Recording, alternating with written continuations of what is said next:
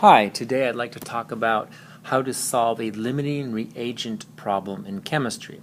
So what we have here is a perfect example of a reaction where we can do a limiting reactant problem. And so the problem reads 15.6 grams of ammonia, NH3, reacts with 26.2 grams of oxygen gas.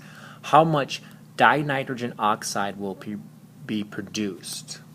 Now look at the big thing between the difference between this problem and a classic stoichiometry problem is that they give you grams of both reactants, not just one. Normally they might say, oh, 15.6 grams of ammonia reacts with an excess of oxygen gas.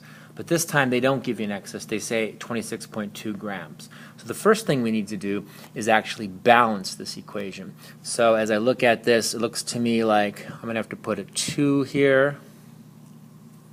2 ammonia, and that gives me 6 hydrogens, so I think I might put a 3 here. So now I have 6 hydrogens and I have 3, 4, so it looks like a 2. So it looks to me like it's 2, 2, 1, 3. So what I like to do is sort of sketch out the problem and show you sort of a schematic way to solve it. Notice I've rewritten the equation below, but I've left off the H2O. That's because in this problem nothing's ever asked about H2O. So really what we're really trying to do is we're trying to understand if we have 15.6 grams here and 26.2 grams here, eventually how many grams will be made here. And remember the thing about a limiting reagent problem, it's really two regular stoichiometry problems in one. So for instance, what we need to do is we need to go up and convert 15.6 grams to moles of NH3, okay, to moles of NH3. And then we need to compare that here and then figure out how many moles of N2O we have, and then go ahead and convert that back. Keeping in mind that we obviously have to go and use the molar mass of NH3 here to get to moles.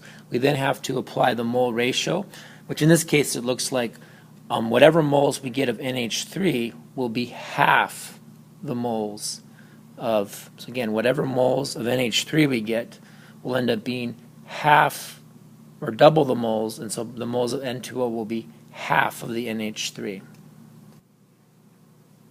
So this would be one stoich problem, 15.6 grams of ammonia to moles of ammonia, use a stoichiometric ratio to get moles of N2O, and then again use the molar mass, use the molar mass of N2O to get our grams of N2O. The other thing to keep in mind is that by the same token, we have to do the same second problem, going to figure out moles of O2, and then again convert that to moles of N2O, and then come down and convert that to grams, and then we'll compare it. So we're basically doing one reaction starting with 15.6 grams of ammonia and converting to grams of N2O, and then 26.2 grams of O2 and converting to grams of N2O. So what I've done in this problem is I set up two grids, one to do the first problem, which is ammonia, and one to do the second problem, which is oxygen. So if we go back and look here, we see that we had 15.6 grams of ammonia. Okay, so we'll go ahead and write that in here, 15.6 grams of NH3. Okay, and what we need to do is we need the molar mass. Ew, that's pretty ugly.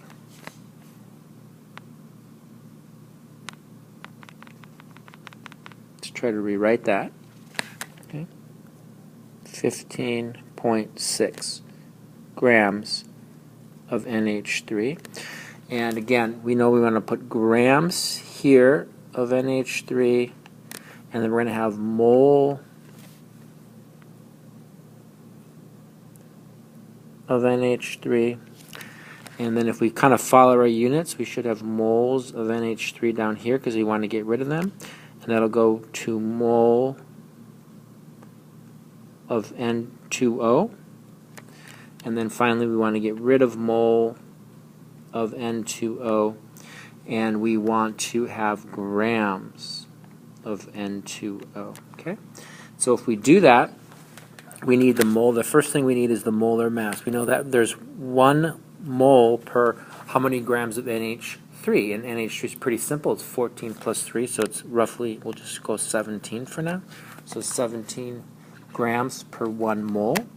And then the mole ratio, we need to go back and look. If we were to look at that, we'd see it is 2 to 1. Okay, so we will go ahead and place that in. So there's 1 mole, there's 1 mole of N2O, 2 moles of NH3, and then finally we have to figure out how many grams of N2O there are per 1 mole of N2O. And again, nitrogen is 14, so 14 plus 14 is 28, plus 16 is 44, I believe, right? 28 plus 16 is 44, yes. Okay? And so that would be how we would do that. And so if you just simply do this math, you take 15.6 times 1 times 44, and then divide that by, it looks like 17 times 2 is 34, you would get your answer. So I've multiplied the top of 4 numbers, 15.6 times 1 times 1 times 44, and I got 686.4, and I divided that by the product of the bottom, in the bottom grid, 17 times 2 times 1, which is 34. So actually doing that division gives me 20.2 grams of N2O. And now basically we're going to do the same thing on the for the other problem. So if we go back, we see that we had 26.2 grams of O2, of oxygen gas. So we'll go ahead and write that in here. 26.2 grams of O2. So that means we'll have grams of O2 here. We'll have moles of O2 here. Again, let the units show you the way. To get rid of the moles of O2 on the top there, we'd have to have moles of O2 on the bottom, and that would then go to moles of N2O. Pretty much everything here is the same. We have to get rid of moles of N2O on the top, so we'll put it on the bottom here, and we want to ultimately get grams of N2O. So one of the things I really want to do right now is, look at a little bit of, the unit analysis. Here we had grams of ammonia. We crossed that out and crossed that out. So 15.6 divided by 17 would give us the moles of NH3, but actually those can cancel there. Moles of N2O can cancel there. And so what we're left with is grams of N2, which is what our final unit was. Now, if we go here, we again, how many grams of O2 are there per moles of O2? Well, there's 16 times 2, or 32. What was our mole ratio? If you go back and look, it was actually the same. It was 1 to 2. Okay, 1 to 2. Okay, so it was the same. And so that's what we have here. 1 to 2. Okay.